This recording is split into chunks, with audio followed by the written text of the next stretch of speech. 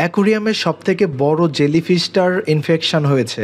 প্রতিদিনের মতো আমি আর আমার ছোট ভাই যখন সকালবেলা মাছদের খাবার দিতে যাই তখন দেখি আমার সবথেকে বড় জেলিফিশটার ইনফেকশন হয়েছে। আমি দেরি না করে সঙ্গে সঙ্গে মাছ ধরার যে হিসিটা রয়েছে এইটা ব্যবহার করে আমি মাছটা ধরার চেষ্টা করছি, কিন্তু মাছটা এত বড় যে হিসিতে ধরতেছে না। তাই আমি দেরি না করে হাত দিয়ে মাছটা ধরার চেষ্টা করতেছি।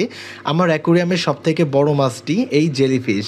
মাছটাকে সুন্দরভাবে অ্যাকুরিয়াম থেকে বের করলাম। বের করার পর দেখি তার দুই সাইডে মাথার জেলিতে ইনফেকশন হয়েছে এবং ব্ল্যাক হয়ে গেছে। আমি বুঝতেছি না এটি কেন হয়েছে। ক্ষত স্থানে শোন দিয়ে আমি সুন্দরভাবে পরিষ্কার করে দিচ্ছি যাতে খুব সুন্দরভাবে ওষুধ দিলে এটা কাজ করে। দেরি না করে আমার কাছে যে ঔষধ ছিল সেই ওষুধটা আমি সুন্দরভাবে ক্ষত স্থানে দিয়ে দিলাম এবং ক্ষত স্থানে সুন্দরভাবে ওষুধটা দেওয়ার পর আমি একটু হাত দিয়ে মালিশ করে দিচ্ছি যাতে ওষুধটা খুব সুন্দরভাবে ক্ষত স্থানে ব্যবহার হয়।